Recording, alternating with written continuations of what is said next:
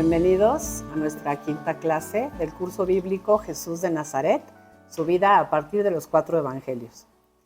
Estamos muy contentos con la respuesta que hemos tenido, estamos muy agradecidos con Dios porque nos está permitiendo llegarnos hasta ustedes y poder acompañarlos en este camino de conocer un poquito más de cerquita quién es Jesús.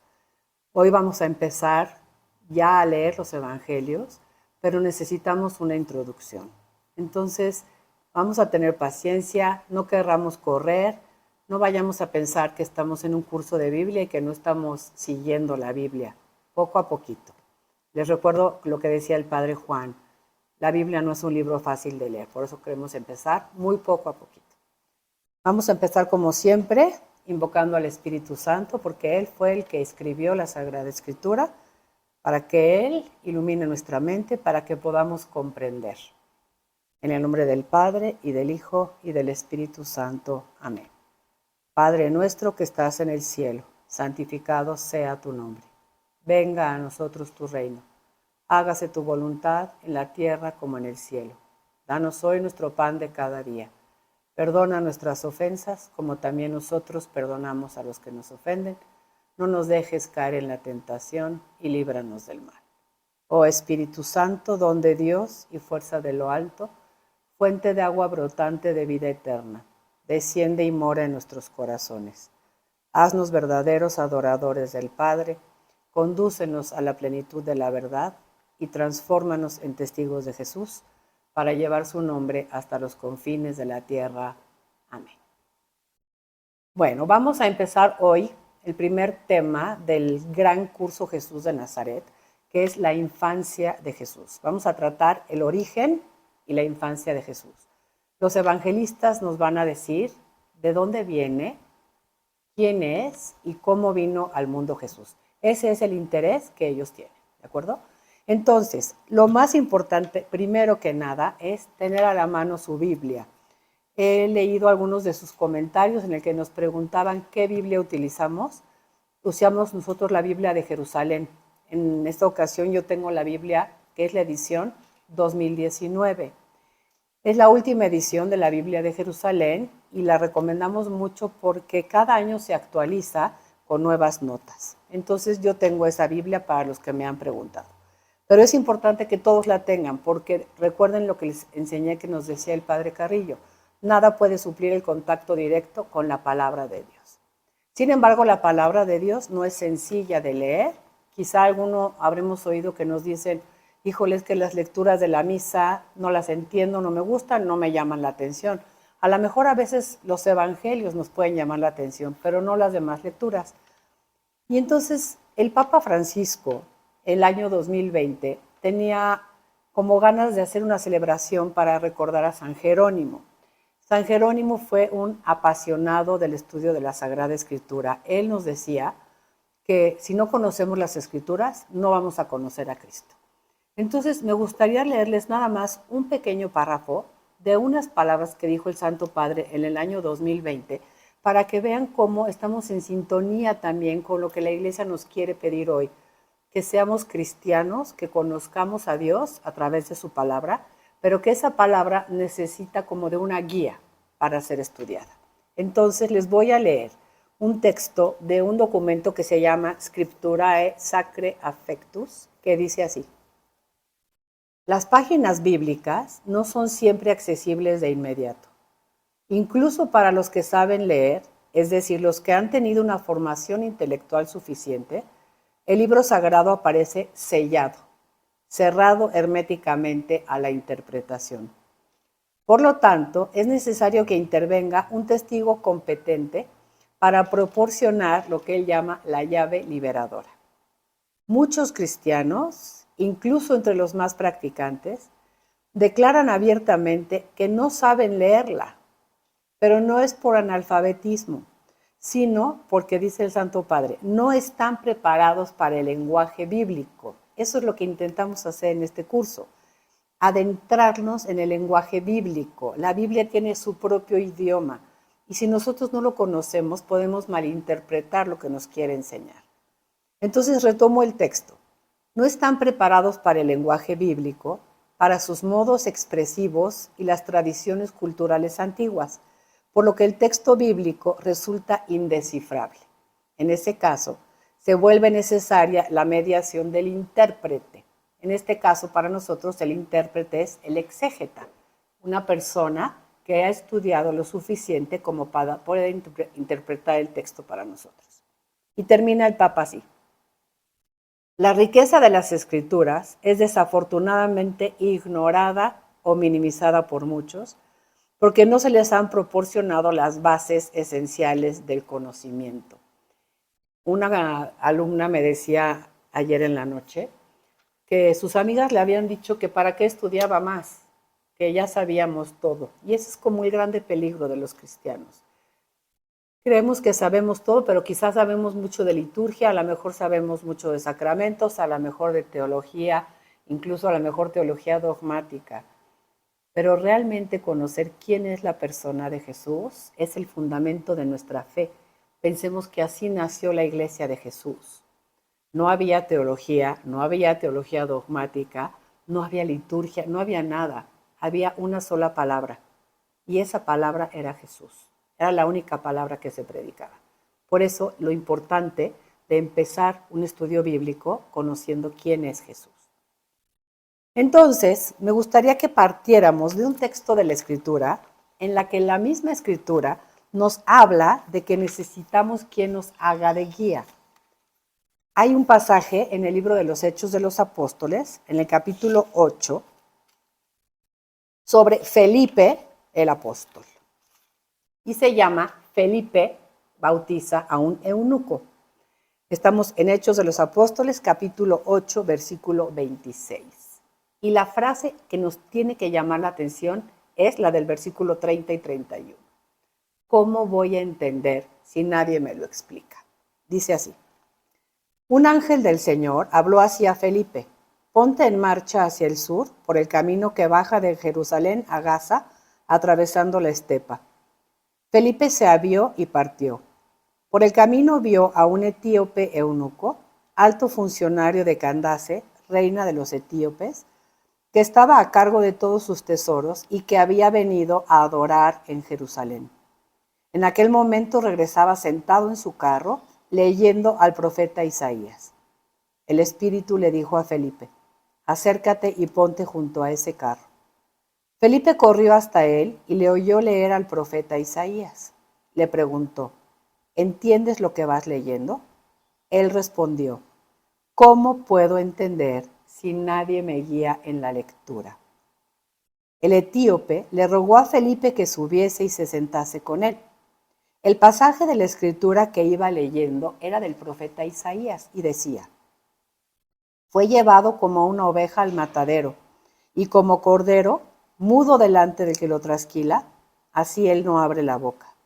En su humillación le fue negada la justicia. ¿Quién podrá contar su descendencia? Porque su vida fue arrancada de la tierra. El eunuco preguntó a Felipe, te ruego que me digas, ¿de quién dice esto el profeta? ¿De sí mismo o de otro? Felipe entonces tomó la palabra y, subrayen por favor este versículo, partiendo de este texto de la Escritura, se puso a anunciarle la buena nueva de Jesús. Felipe tiene una sola palabra que dar, y es Jesús de Nazaret, que murió, que resucitó y que entregó su vida por nosotros para abrirnos las puertas del cielo.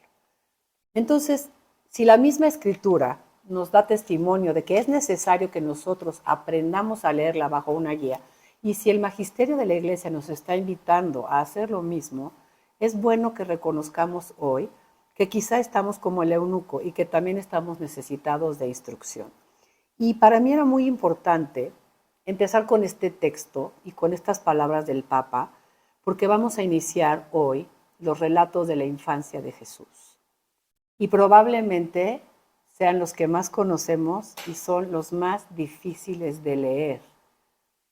Vamos a tener que hacer esto, vamos a tener que leer el texto, olvidarme de cómo lo he leído siempre y luego aprender a leerlo desde el lenguaje bíblico, desde lo que Dios quiso transmitir a través de esos textos.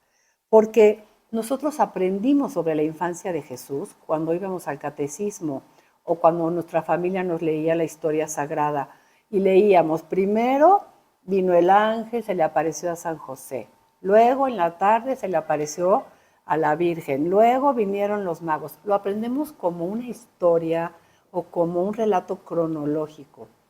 Y lo primero que tenemos que decir de los relatos de la infancia de Jesús es que no son la historia de la infancia de Jesús, sino reflexiones teológicas. Teológicas quiere decir que son un tratado sobre Dios. En este caso, Dios Hijo, que toma naturaleza humana en el seno purísimo de María y que va a recibir a San José como su padre en la tierra. Pero no lo escribieron para darme los datos históricos, sino para darme el mensaje que Dios quiso que yo tuviera y que era importante para mi salvación. Entonces, estos relatos de la infancia, los evangelios de la infancia, lo primero que tenemos que saber es que no formaban parte de la predicación apostólica primitiva. Cuando decimos predicación apostólica primitiva, tenemos que meternos como en el momento que vivieron los apóstoles y decir, bueno, ¿qué sería lo que más les impresionó a ellos de la vida de Jesús? Claramente no fue el momento de su nacimiento. Lo que más les impresionó fue la muerte y resurrección de Jesús unidos a su pasión. Y una vez que hablaban de la pasión, muerte y resurrección del Señor, empezaban a hablar de los milagros de Jesús. Algunos recordaban una parábola, algunas palabras que dijo Jesús. Y como que fue ya en un momento mucho más adelante, unos 3, 4 decenios después, que empezaron a interesarse por la infancia de Jesús. ¿Cómo fue que vino al mundo Jesús? Los únicos evangelios que narran la infancia de Jesús son el evangelio de Mateo y de Lucas. Si ustedes abrieran el evangelio de San Marcos, y yo les pediría que lo hicieran, porque solamente cuando vemos el texto en la Biblia lo aprendemos. Si abren el evangelio de San Marcos, empieza con la predicación de Juan Bautista y no narra nada de la infancia de Jesús. Y si luego abro mi evangelio de San Juan, tampoco narra la infancia de Jesús. De entrada empieza, en el principio existía la palabra estaba junto a Dios y la palabra era Dios. Y una vez que termina el prólogo, empieza la predicación de Juan Bautista.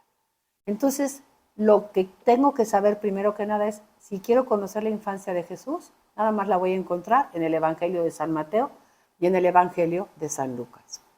Sin embargo, los dos relatos no van a ser iguales. Van a tener cada uno una peculiaridad. Cada uno va a destacar algún aspecto que más le interesó. Pero insisto, son reflexiones teológicas. Pensemos y recordemos lo que vimos la última clase. Lucas escribe más o menos en el año 75-80. Mateo escribe hacia el año 80 ya. Han pasado ya muchos años de la muerte de Jesús, muchos más años de su nacimiento. La iglesia no está interesada en hacer historia sobre la vida de Jesús como a nosotros nos gustaría o como nosotros la hacemos hoy. Ellos guardan la historia sagrada, aquello que nos interesa para nuestra salvación, enseña el Concilio Vaticano II. No se trata de transmitir hechos históricos, sino aquella verdad que Dios quiere comunicarme, que es importante para mi salvación a través de los evangelios de la infancia. Entonces, si decíamos que no les interesaba tanto la infancia de Jesús, lo primero que se escribió, los primeros relatos que hubo, no fueron sobre la infancia, sino fueron relatos sobre la pasión, muerte y resurrección de Jesús. Entonces, una cosa es el orden en el que sucedieron los acontecimientos y otra cosa es el orden en el que se escribieron esos acontecimientos. En el caso de la vida de Jesús, ¿cómo sucedieron los acontecimientos? Pues un orden muy natural. Jesús es concebido por obra del Espíritu Santo, nace, tiene su infancia, su vida en Nazaret, luego desarrolla su ministerio público, su pasión, muerte, resurrección y glorificación. Voy a insistir mucho en esta parte que luego dejamos olvidada. Después de su resurrección, Jesús subió al cielo, está sentado a la derecha del Padre es ungido con el Espíritu Santo y lo envía en Pentecostés. Pero ese es el orden natural. Nosotros escribiríamos hoy la historia de Jesús en ese mismo orden. Sin embargo, la redacción de los evangelios no fue así. Lo último que escribieron fue la infancia de Jesús. Lo primero que escribieron no fue la infancia, fue la muerte y la resurrección. Luego todo el ministerio público de Jesús y al final se interesaron sobre los relatos de la infancia. Eso no quiere decir que los relatos de la infancia sean menos importantes. Eso quiere decir que hay más reflexión teológica en los relatos de la infancia que en los demás relatos. ¿Por qué? Porque ha pasado más tiempo. El evangelista ha tenido tiempo de reflexionar. Les pongo un ejemplo. Cuando alguien se muere, si ese día escribiéramos la vida de esa persona, escribiríamos muy poco objetivamente. Escribiríamos, yo me acuerdo de haber dicho en el velorio de mi papá, es que era un santo. Y si ese día hubiera escrito la biografía de mi papá, pues probablemente hubiera escrito así.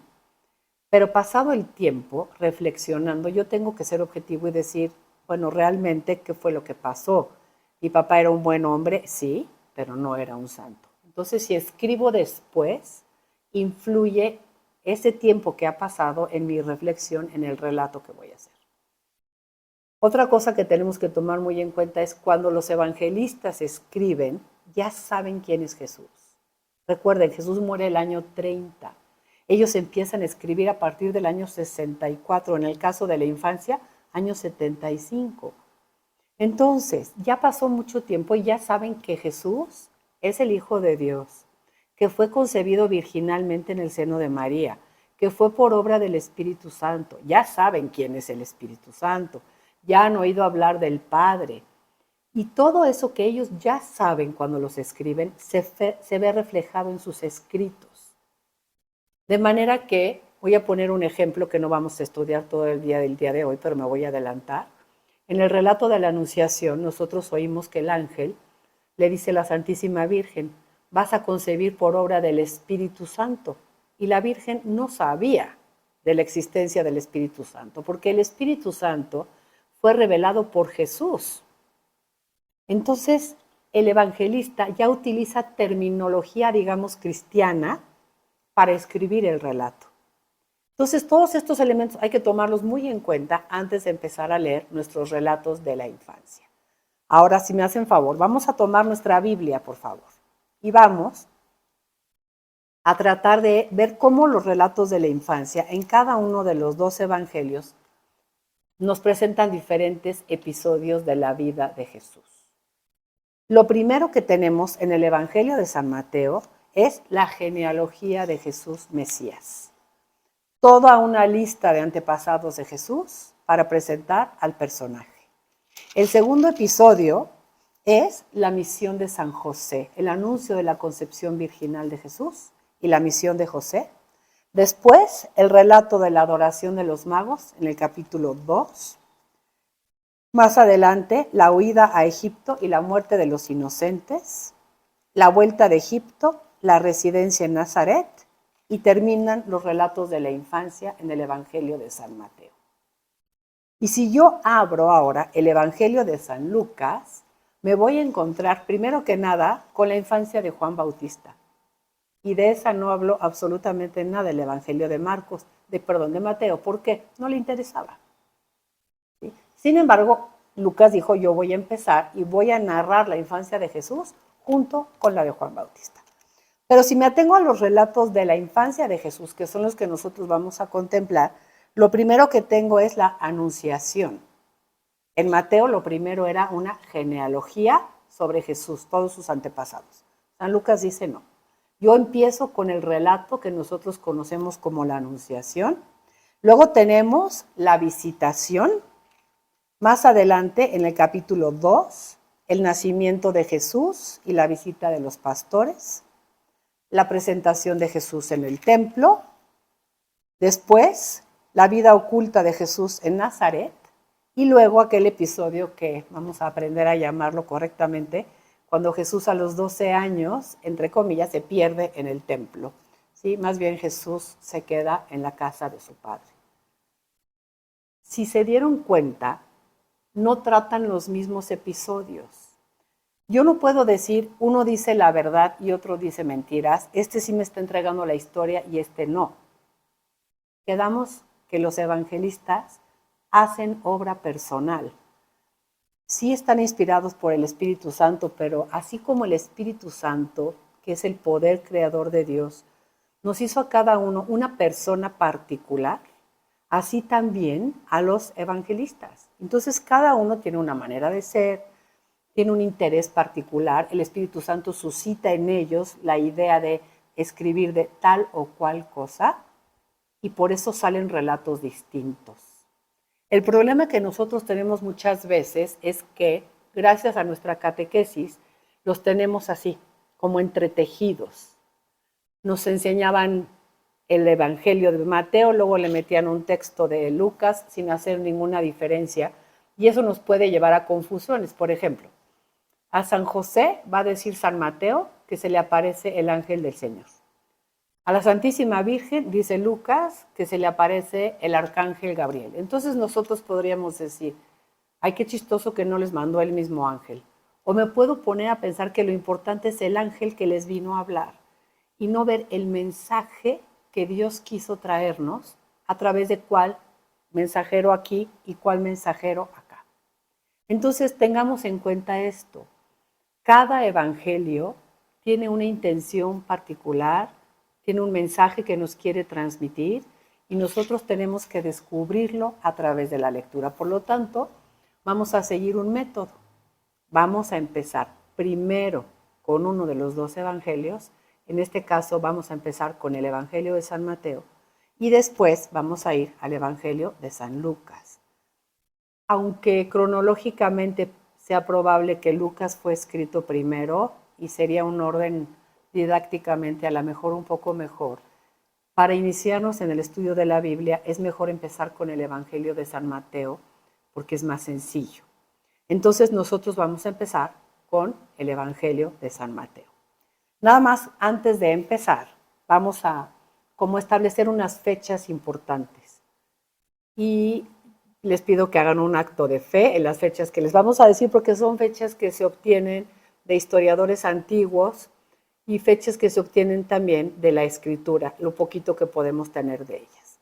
Lo primero es cuándo nace Jesús, la fecha del nacimiento de Jesús. Flavio Josefo, que es un historiador judío, en un libro que tiene que se llama Las Antigüedades Judías, habla sobre la muerte del rey Herodes el Grande y la sitúa como historiador en el año 4 antes de nuestra era. Si yo tomo este dato histórico, voy a mi Biblia y leo, me encuentro con que Jesús sufrió una persecución y que Herodes lo quiso matar a los 2 años más o menos. Entonces, la mayoría de los exégetas dicen, pues tiene que haber nacido Jesús antes de la muerte de Herodes. Por lo tanto, antes del año 4 antes de nuestra era. Eso nos situaría por ahí del año 7 o 6. ¿Por qué nosotros lo tenemos como que el primer año es el año del nacimiento de Jesús? Sucede que más o menos por ahí del siglo VI, un monje que se llamaba Dionisio estaba meditando en la Escritura y agarró un texto de San Pablo que ya nosotros leímos, que es Gálatas 4:4, que decía, al llegar la plenitud de los tiempos, envió Dios a su Hijo.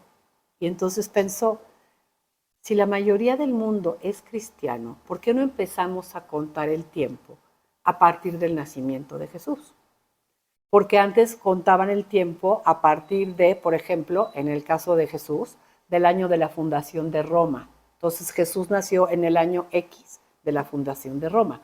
Entonces Dionisio dice, mejor contémoslo a partir del nacimiento de Jesús, porque esa es la plenitud de los tiempos. Y el padre Carrillo era muy chistoso y decía que Dionisio era mejor monje que matemático. Y entonces cuando hizo sus cuentas, se equivocó, literal se equivocó. Y puso el año de nacimiento de Jesús en lo que para nosotros es el año 1. Se los comento porque estamos estudiando, estamos haciendo exégesis, estamos interpretando la Escritura. pero es irrelevante el año en el que haya nacido Jesús. Yo le agradezco mucho a Dios eso que tiene porque nos evita el año 2007 va usted a festejar. Y si no fue el año 2007, entonces no está festejando. O sea, como que Dios es tan sencillo, es tan natural, que ni siquiera eso nos lo dejó como específico, sino pensemos, ¿qué es lo realmente importante? ¿En qué año nació Jesús o qué nació Jesús? Entonces, realmente lo que importa es Jesús nació. Entonces, tomando en cuenta que dicen que fue en tiempos del rey Herodes, nosotros vamos a tomar el año 7 o 6 de nuestra era. ¿Dónde vamos a sacar esa información en la Escritura? Vamos a leer primero el Evangelio de San Mateo, en el capítulo 2, en el versículo 1, que dice: Jesús nació en Belén de Judea en tiempos del rey Herodes. Primer dato que nos ofrece la Escritura. Y el Evangelio de San Lucas, también, en el capítulo 2, versículo 1, dice: Por aquel entonces se publicó un edicto de César Augusto, por el que se ordenaba que se empadronase todo el mundo, situando el nacimiento de Jesús durante el imperio del emperador romano César Augusto. Y sigue San Lucas dándonos datos. Este primer empadronamiento tuvo lugar siendo Cirino gobernador de Siria. Entonces, con esos datos, decimos Jesús nació en tiempos del rey Herodes. Si fue el año 7, el 6, el 5, no importa. Lo que importa es antes de la muerte de Herodes, porque San Mateo nos va a decir que Jesús fue perseguido por Herodes. Después tenemos de una vez la precisión sobre la fecha de la muerte de Jesús, porque también nos las va a dar la Escritura. Y vámonos a ir para eso al Evangelio de San Juan, primero en el capítulo 13. Evangelio de San Juan, capítulo 13. Y hay dos datos que nos da muy interesantes San Juan, que nos enseñan cómo situar la fecha de la muerte de Jesús. Y dice, capítulo 13, versículo 1. Antes de la fiesta de la Pascua, Jesús sabía que había llegado su hora de pasar de este mundo al Padre. Entonces nos dice, ubica la fecha de la muerte de Jesús cerca de la Pascua judía. Si seguimos leyendo todos los relatos de la pasión de Jesús, aparece en escena un procurador romano que se llama Poncio Pilato, todos lo hemos escuchado. Y Poncio Pilato gobernó del año 26 al año 36 ya de nuestra era. Por lo tanto, Jesús tiene que haber muerto entre el 26 y el 36. Y luego tenemos otro dato en el Evangelio de San Juan, ahora en el capítulo 18. Vamos a ir al versículo 28, donde dice, de la casa de Caifás llevaron a Jesús al pretorio. Era de madrugada, pero ellos, los sacerdotes, no entraron en el pretorio para no contaminarse y poder comer así la Pascua. Los sacerdotes no pueden entrar al pretorio, es el día de la preparación de la Pascua, es el día de la preparación para el judaísmo, es el viernes, porque los viernes preparan el Shabbat. Ese año el Shabbat cayó en Pascua. Entonces, si juntamos los datos de la historia y si juntamos los datos de la Biblia, Jesús muere en la Pascua del año 30. Y entonces, si tomamos como punto de partida el año 7 o 6 antes de nuestra era para situar su nacimiento y su muerte en el año 30, podemos decir Jesús vivió unos 36, 37 años. Que si todo el mundo cree que fueron 33, está muy bien. Podemos creer 33, 36, 37, eso no importa para mi salvación. Ese no es el mensaje que Dios me quiere dar. Dios me quiere decir que Jesús vino por mí. Y también sobre el día del nacimiento de Jesús, no tenemos ninguna certeza.